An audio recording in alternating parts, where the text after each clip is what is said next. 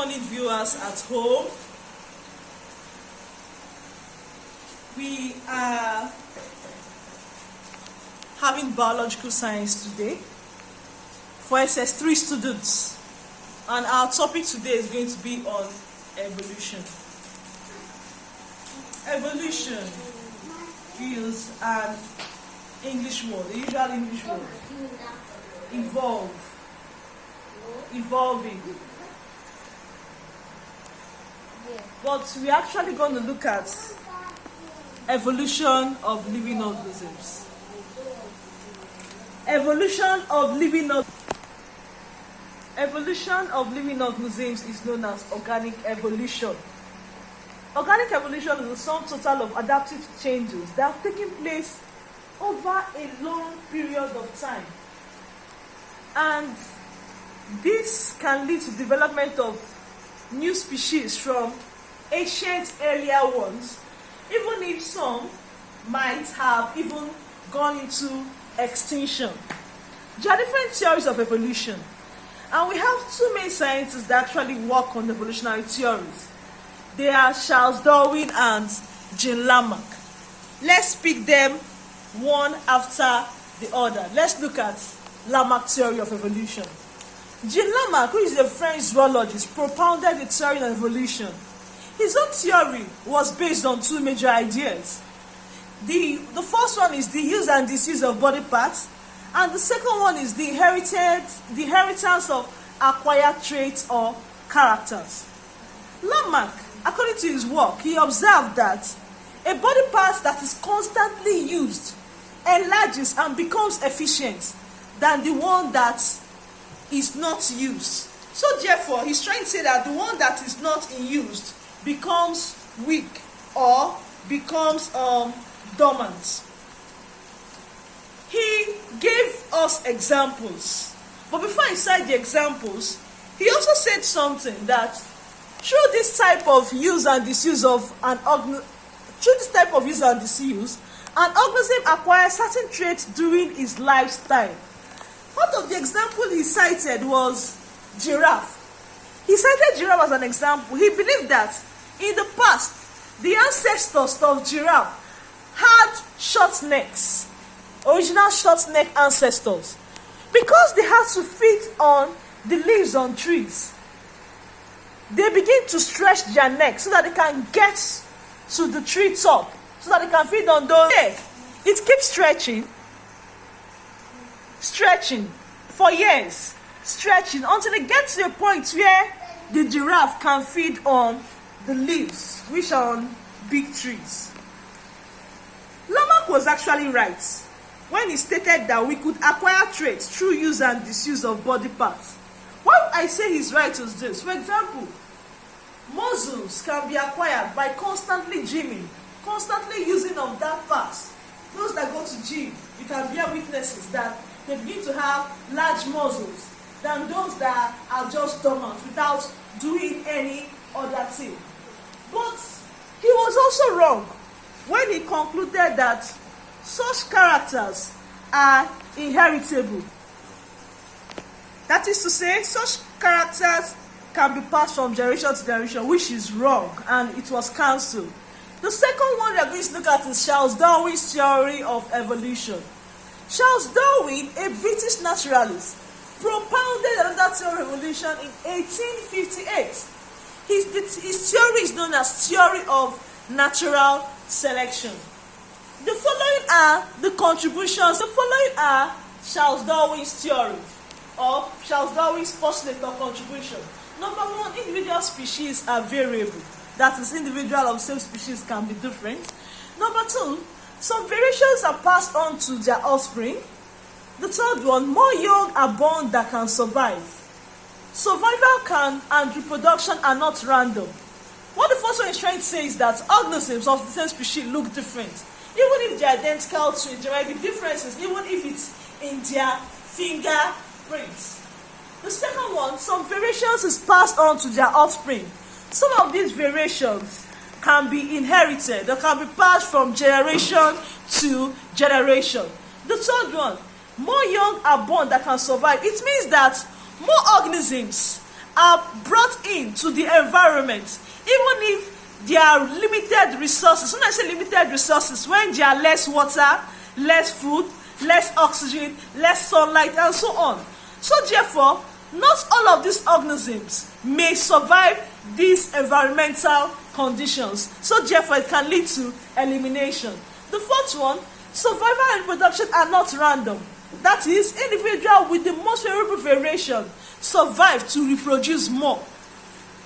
So therefore, this leads to natural selection or survival of the fittest, or we can say the survival of the more fit.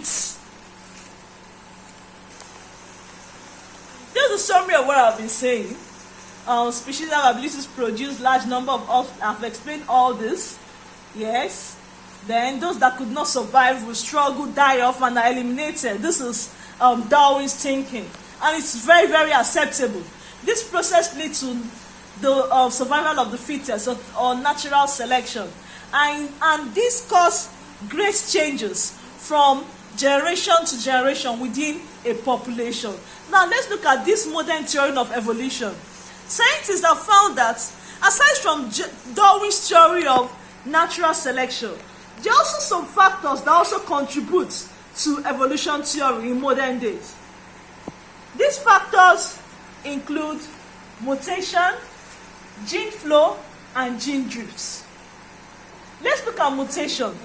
Mutation is known as the change in the DNA that might alter gene formation, and this may introduce new characters. Mutation can occur in body cells. It can also occur in the gametes. The one that occurs in body cells is known as somatic mutation, while the one that occurs in gametes is known as germline mutation. And what we should know is that germline mutation are inheritable. Now let's look at gene flow. Gene flow is when genes are recombined in various ways to spread in population, flow of genes within a population. So this is another factor aside natural selection that contributes to the modern day theory of evolution. Then the next one, genetic drift, that's gene drifts. When some genes can spread through a population by chance alone. Through chance alone, some gene can spread through a population. These chances can be as a result of factors like natural disaster. When there is earthquake, this might not mean that because you are fit, you're able to survive, but it's by luck. By luck, you're able to survive the earthquake. So with that, you can be alive to be in the world and still multiply. So therefore, you've caused gene flow because you were able to survive by chance. Now let's look at evidences of evolution. We have evolution from various evidences, which include fossil record, evidence of comparative anatomy, evidence from embryology, evidence from vestigial organs, and evidence from geographical distribution. Let's start from the first one. Fossil record. The history of life on Earth is recorded in fossils, and we should know that fossils is known as the remains of organisms preserved in Earth's sedimentary rock. And these fossils are being gotten by the help of radioisotope dating. This radioisotope dating helps to determine the age of fossils by arranging the fossils according to their age, from the oldest to the youngest. You'll be able to know the evolutionary trend of such organisms, to know which one comes first. So fossil records have been found to aid as evidences of evolution. These are some examples of fossil record. Then evidence of comparative anatomy. Anatomical features in vertebrates. Example, looking at evolutionary change in the heart of vertebrates. Look at what we have here on the slide. You realize that looking at this screen, we have different classes of vertebrates, starting from the least evolved to the highest, to the most advanced evolved, which is the mammal. Look at the hearts of these organisms. Looking least evolved, the pisces, the heart of the fishes, you realize that they just have two chambered hearts, one ventricle and one auricle. In amphibia, they have just three chambered hearts. Tracing the complexity in vertebrates, you realize that the heart gets advanced till the most advanced of the vertebrates, which is the mammalia. Mammals have four chambered hearts. That is two auricles and two ventricles. Go. The another point, evidence from embryology, looking at embryos of vertebrates. You know what embryo is? The fetus in the body of vertebrates, in the womb of female vertebrates. You realize something. The fetus in vertebrate, they kind of look alike. When you look at that of fish, it's having resemblance with reptiles, with amphibians, even with birds and with mammals.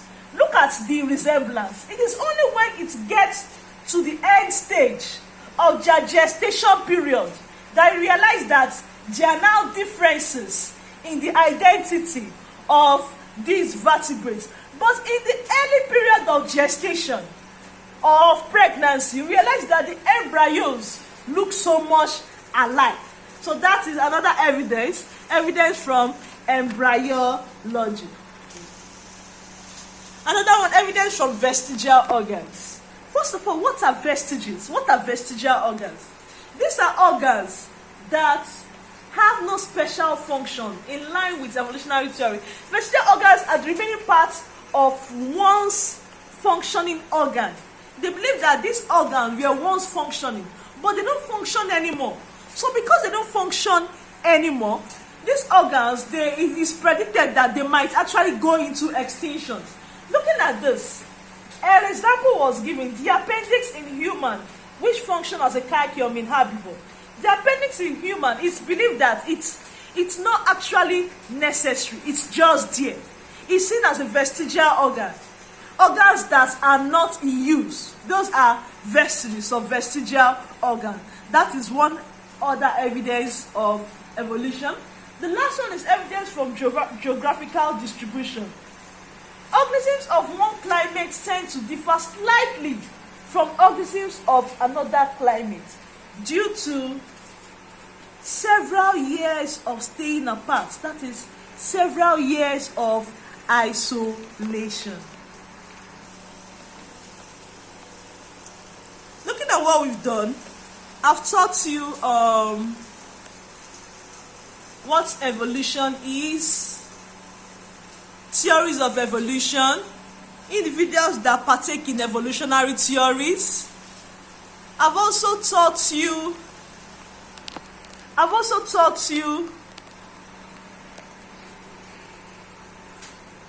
evidences of evolution, ranging from fossil records to evidence of geographical distribution. And I believe you also learned modern evolutionary theories, that is contribution to evolution aside from natural selection. So with that, I want to give you 2 minutes to just answer the classwork on the screen.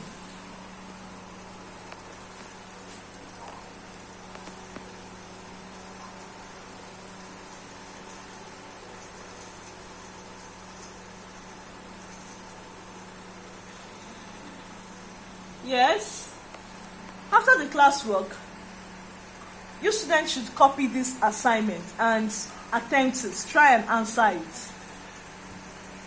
We'll talk about the assignment when we meet again. The assignment, what is mutation? Explain its significance in evolution. The second one, what is genetic drift? Why is it dependent on the size of a population? Thank you for listening and have a wonderful day. Thank you.